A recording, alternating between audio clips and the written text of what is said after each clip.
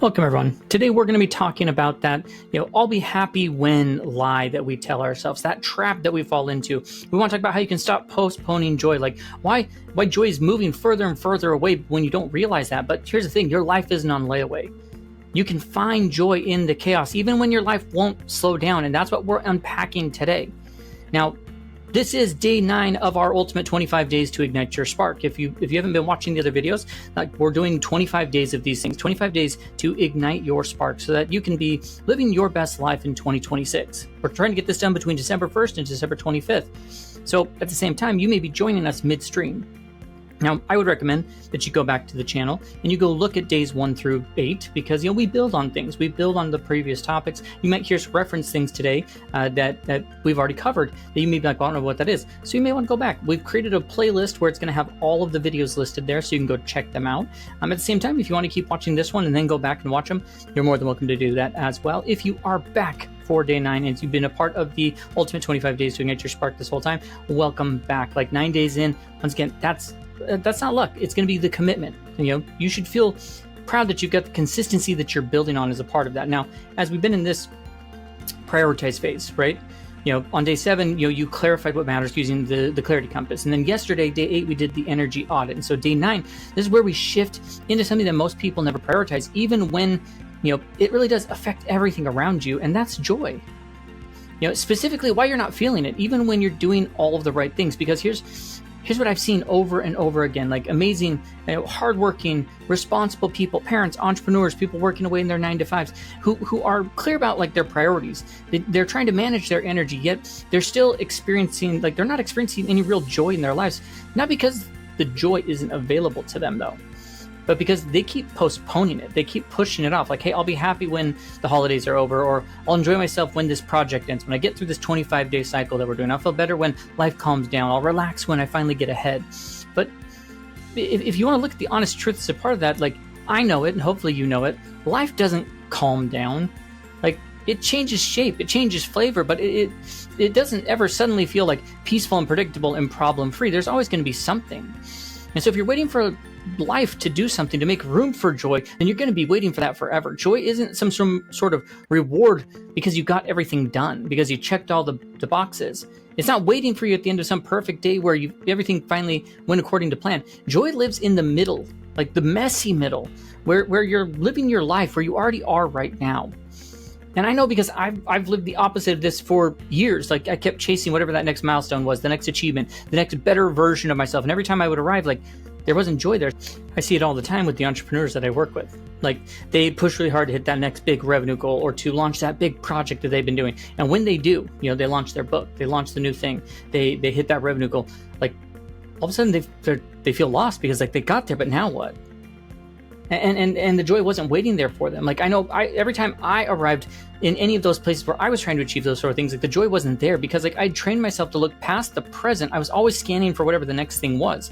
It wasn't until I actually learned how to actually spot joy in real time in the small moments without needing life to be different. That's when things shifted for me. And there's tons of data and research that supports this. People who are trying to postpone happiness or look for it, in these future moments experience less well-being, even when their circumstances actually are improving. And those who learn to notice the micro moments of wonder and beauty, like their baseline happiness raises, even when chaos stays the same, or even if chaos gets worse. When you have some sort of a setback, even, it's always good to look for the joy that creates in your life. You've had a relationship split up. Well, you learned things there. You could look for the joy in the fact that, like, okay, well, I learned new things that I'm trying to avoid, or how I'm going to upgrade myself moving forward. You lose that job, you don't get that promotion. It's like, okay, well, what does that allow me to do? Like, there's all sorts of joy that can be found, even in when chaos gets a little worse. So today we're going to talk about like letting joy back in, not someday, but like how do we do it now? How do we let it back into our lives? We're going to walk through 4 very specific areas. Go past that, like I'll be happy when lie. How you spot joy in real time. The wonder collection, how do you collect the joy as a part of that? And then like permission, like how do I put joy into practice? How do I make it part of everything that I'm doing? And just to be clear, like this is not about like pretending everything's fine. It isn't like just some like feel good vibes or anything. Like it's about learning how joy and hardship can coexist, how they can even in hard season you can still find those moments that lift you, nourish you, and remind you that like you are alive. And everything we talk about it's built for parents who feel like everything is urgent, entrepreneurs who never stop moving the goalposts that they're going after, for the employee who keeps waiting for life to settle, right? The human who feels guilty about enjoying anything when they still have so much more to do on their to-do list. Like, this is for you guys. Now, if you want to dive deeper, then what I recommend is that you go grab yourself a copy of my book. All I usually do is top of the video. Totally forgot. If you're new here, welcome to the Giver Method channel. If you're back, welcome back. My name is Jake Talbert. I'm the founder and author of this book, The Giver Method. So if you want to dive deeper into the concepts we're covering today, go get yourself a copy. We just hit our 1 year mark since it came out, and it's on sale right now. So you can get on Amazon for between $2 to $10 based off the version you get. So there's will be a link in the description where you can go get yourself a copy. Maybe buy a copy for someone else who needs it for the holidays. Maybe buy a couple copies, give them out to people so that they can make the big change in their life at the beginning of the year when people are starting to set those new resolutions and goals of what they're trying to achieve. What this book does is it helps you to discover your gift superpowers, to create more influence and impact in your world, more value for the people around you, and have deeper, more meaningful relationships. The outcomes are: 1, you can make that impact you want to make. 2, you live a more fulfilled and joy-filled, delight-filled life. And 3, you're opening the universe to provide you opportunities because you are using your gifts, your superpowers, the things that are uniquely you, to make an impact in people's lives, and the universe pays people back for that. You open the door for new opportunities to come to you. Once again, it's written for people like you and me because I'm a parent of 3. I'm an entrepreneur. I've lived in that sea of cubicles in the corporate world. And so I know you can't burn everything down and start over from scratch to make a difference. You have to build these things in the life that you're already living. And so everything in here, action items, exercises, the worksheets that I put into it, they're all meant for people like you and me. So go get yourself a copy. Like I said, buy a couple copies, buy some for some people. It will change your life. So it's available on Amazon. The link is in the description. You can also go follow us on all the social media channels: Facebook, TikTok, Instagram, LinkedIn, under the handle The Giver Method. You can go to thegivermethod.com and get on our newsletter list. You can check out in the resources down below, the links and such. I'll include some of the free resources we have, like our assessments and our roadmap guides and things like that you can take advantage of. If you want maybe personal one-on-one support, you're looking for that one-on-one coaching, check out the one-on-one coaching link down below. And then, of course, if you have a stage, a podcast, an event, an audience where this sort of message would resonate with them, then check out the link below that talks about speaking and podcasting. Could make sense for us to bring this to your people in a very real way. Once again, this is day 9 of 25, right? And in the prioritize phase, it's the 3rd day in the prioritize phase. We got clear on our priorities. We protected our energy. Like, now let's add something equally essential to joy and how we do it in purpose. And if you haven't already, do the YouTubey things. Like the video, hit subscribe, tap the bell for notifications, and comment the things that hit for you along the way. Now let's dive in. Let's stop postponing any of these principles. We got 4 of them to cover. So the first one is going to be, we have to call out the I'll be happy when, like lie that we tell ourselves, the trap. See how your future goals are actually stealing today's joy, because most of us, we run this script in the back of our minds that sounds like I'll be happy when the holidays are over, or when the project's done. I'll be happy when the kids get older. I'll be happy when the business takes off. And if you're a burned out parent, overextended entrepreneur, or maybe an exhausted employee, like, you probably believe that's being responsible. I'm doing the right thing. I got to get through this season, and then I'll breathe. Then I'll be happy. The problem is, like, that line keeps moving. Every time you hit the when button, your brain quietly installs a new one.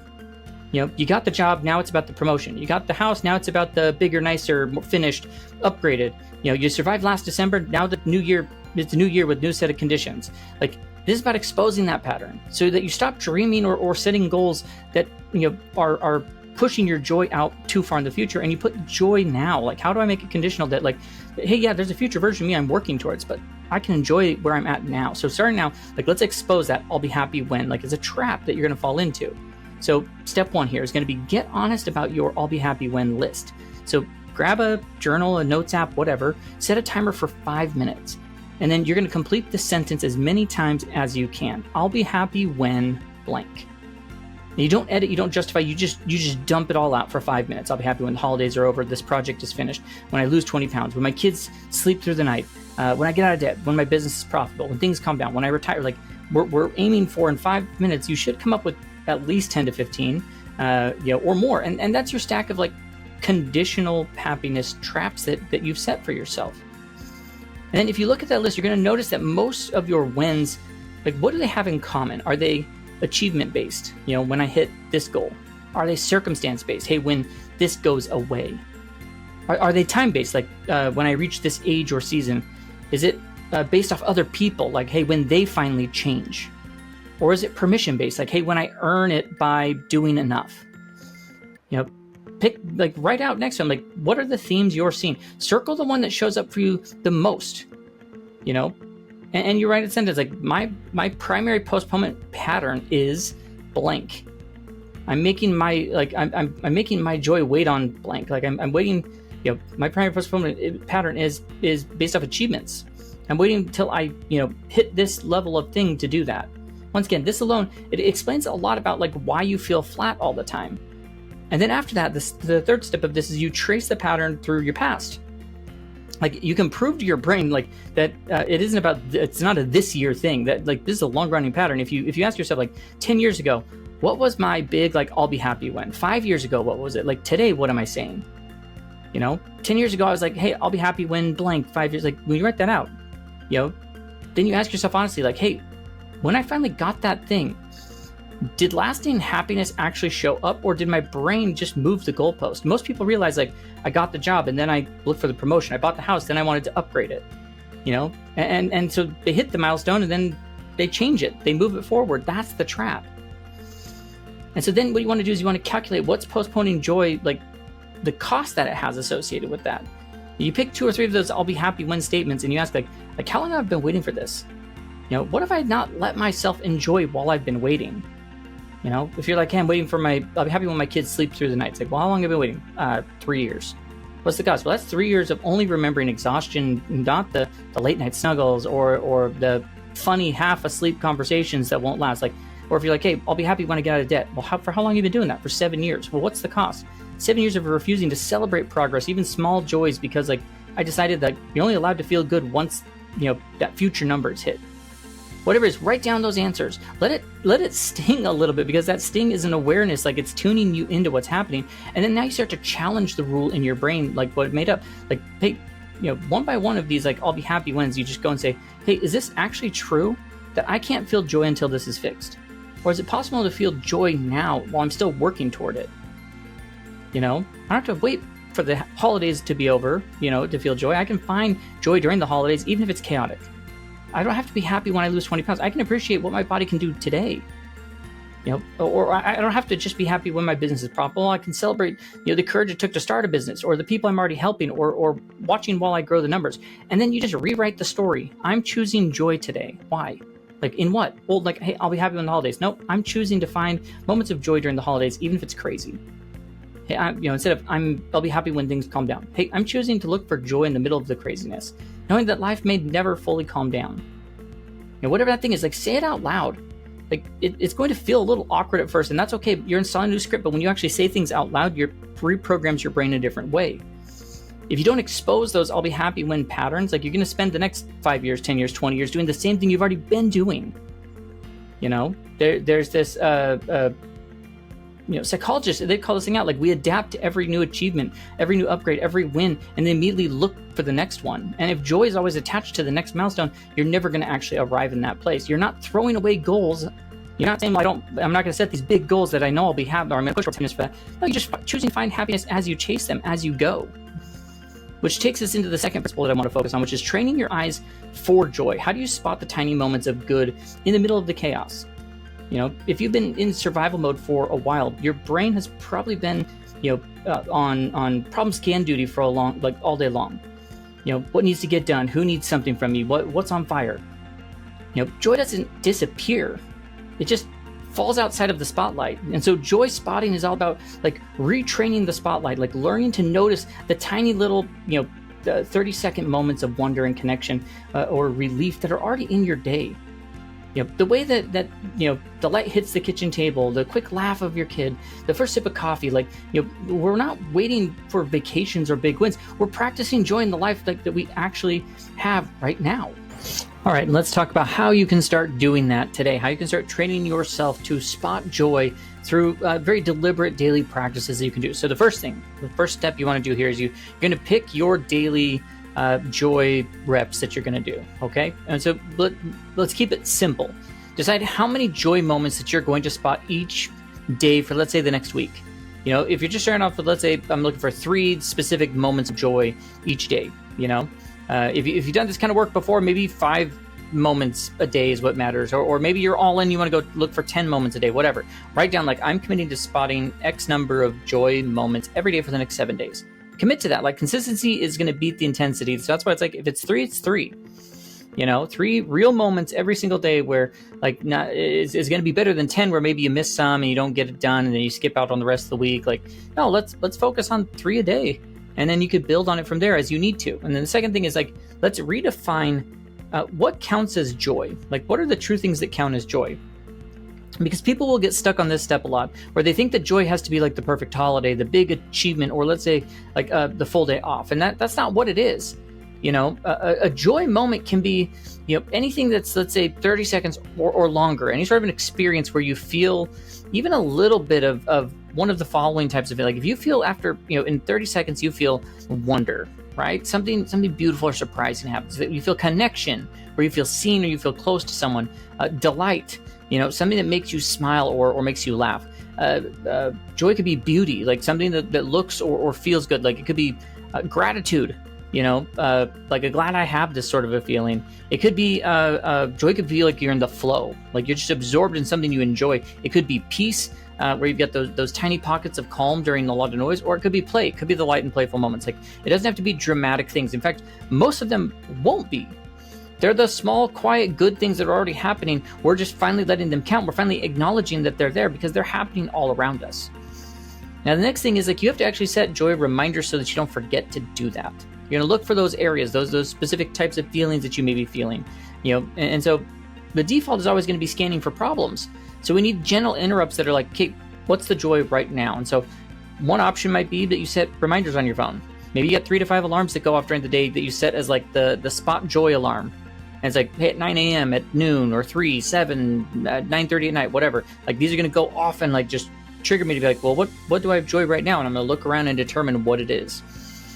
The second thing you could do is, like, you could have built-in triggers. Like, if you tie joy spotting to the things you're already doing, like every time you drink coffee or you get a cup of water, like, what's something that you can spot joy in that, like, around you? You know, every time you get in your car, you spot joy. Every time that you walk through your doorway, you spot joy. Before a meal, right before bed, whatever it is, you pick one system, one process, you commit to that.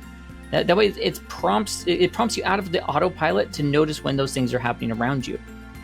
And then the next thing is you run these joy spotting processes in this sort of way. Like, the reminder goes off and you remember on your own, like, hey, I need to spot for joy. And it's like, okay, well, the first thing I'm going to do when that happens is I'm going to pause. I'm going to stop for a moment, just one breath, just enough to like interrupt the rush and be like, hey, like, is that acknowledgement of like, okay, I'm stopping right now.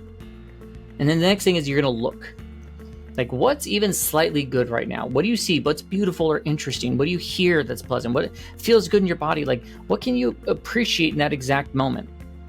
And then you experience it. You take 30 seconds. When you find it, whatever it is, you stay with it. You look at it a little longer. You notice how it feels a little bit more. You let yourself actually enjoy it instead of rushing past it. And then you put a name and a label to it. You just quietly be like, hey, this is a joy moment. You know, I'm letting myself feel, I feel joy when I'm doing this. You know, morning coffee, you pause, you put your phone down, you look at the steam, the warmth on your hands, the quiet before, you know, everyone's awake. 30 seconds of just like sipping away. And then name that, like, you know, hey, my joy moment was my quiet coffee before the day starts. You know, your kids laughing in the other room. It's like, well, I pause, stop, you know, whatever's happening, whatever I'm doing in that moment, I look at their face, I look at their body language, I look at that pure laugh, and then I just sit there and I soak it all in, you know? Whatever it is, like the commute home, maybe at the red light, you just loosen your grip on the wheel a little bit. You look at the sky, you look at the colors, you know, let everything hit you a little differently. You know, the colors, the trees, the buildings, you know, take 30 seconds to notice, like, what's something really unique that you haven't noticed in a while, you know, and name it. Like, hey, my joy moment right now, it's the sky. You know, whatever it is, you do this a few times a day and you feel your internal dial start to shift a little bit, and then keep a log of it. You know, it doesn't have to be anything crazy.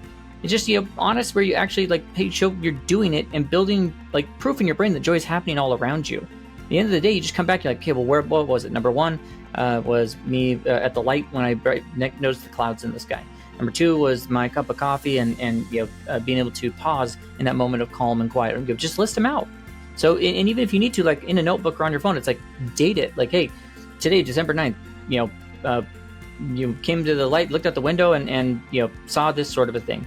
My son randomly pugged me and said, "I love you." That feeling when I closed my laptop after finishing a big task. Like, once again, after 7 days of doing that, it's a completely different picture of your where you're at this month. That your stresses, like that your brain keeps telling you are there, like they start to fade away. And then the next thing you do is you look for the joy patterns that are there. After a week, if you flip back through the log and you look like, okay, what shows up the most? Is it certain people? Is it nature? Is it small wins? Is it sensory, like smell or taste or touch? When do these moments happen? Is it mostly in the mornings, the evenings, during work, with the kids, whatever? Like, then you're starting to create this joy profile. The kind of moments that your nervous system responds to that you can start to engineer more into your life.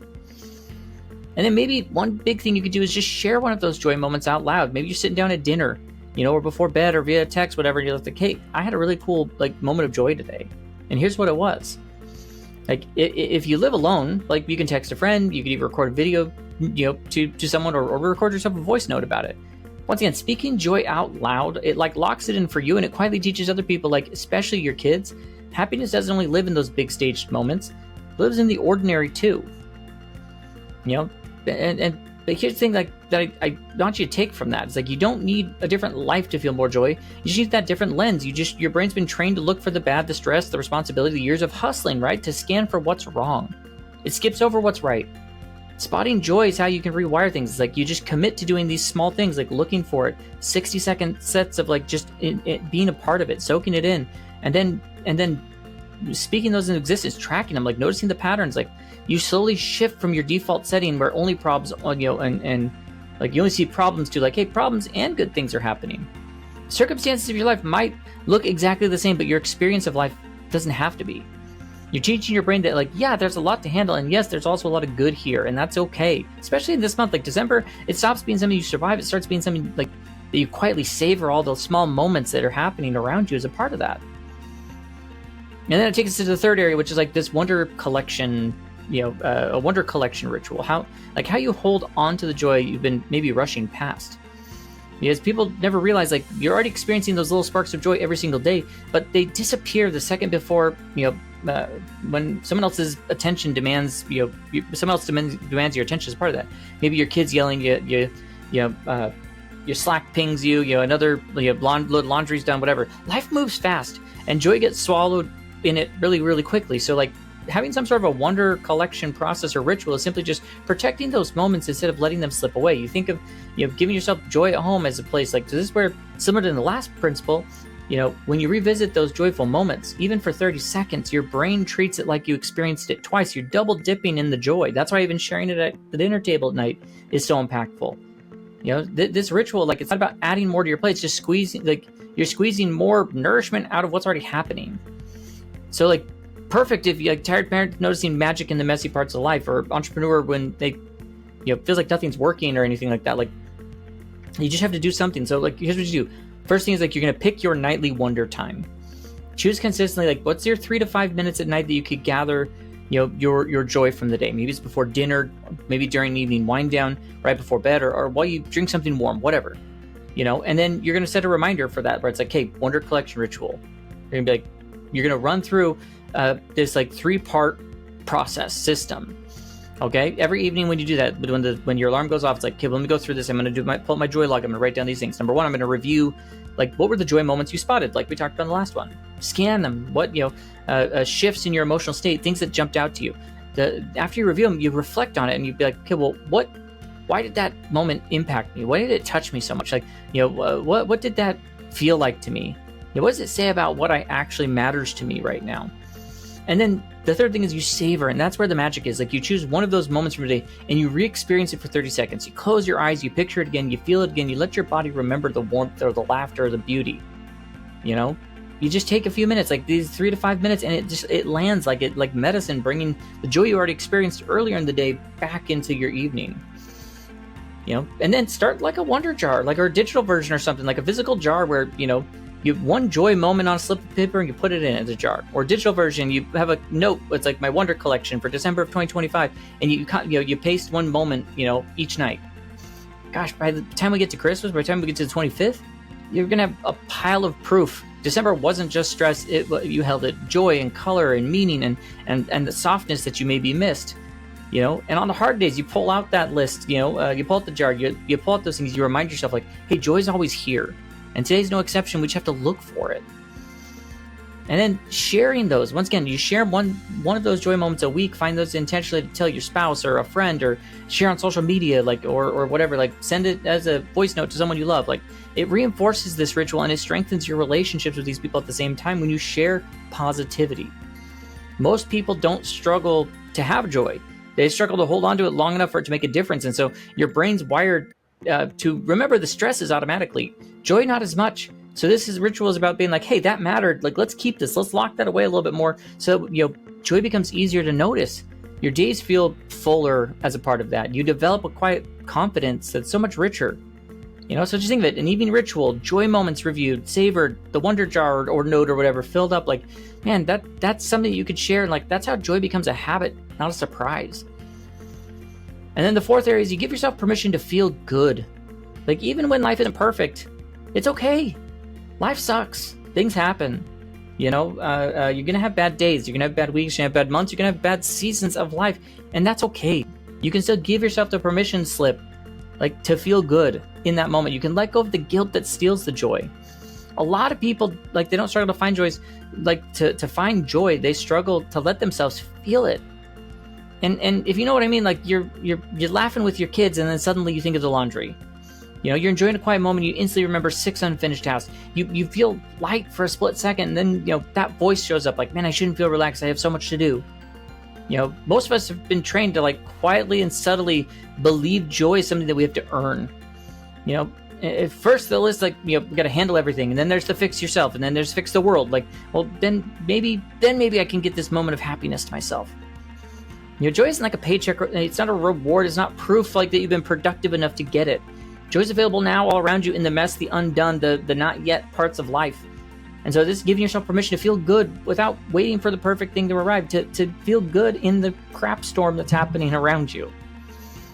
And so what I want you to do here is, the first thing is, like, you name maybe what guilt messages are stealing your joy. What things is guilt telling you that steals your joy as a part of that? When you start to feel good, and then that guilt script pops up. Finish these sentences like, I shouldn't feel joy when the house is messy. I have work undone. My life isn't where I thought it would be. I've got other people struggling. I don't deserve joy until, like, I accomplish more, or until everything's under control, till I earn it. Like, whatever yours is, write down your version. These are beliefs running your emotional life in the background. And then you can challenge that belief. But you do it, gently, honestly. But, like, the guilt message, ask yourself, like, is this actually helping me? Would I ever say this to someone else I love?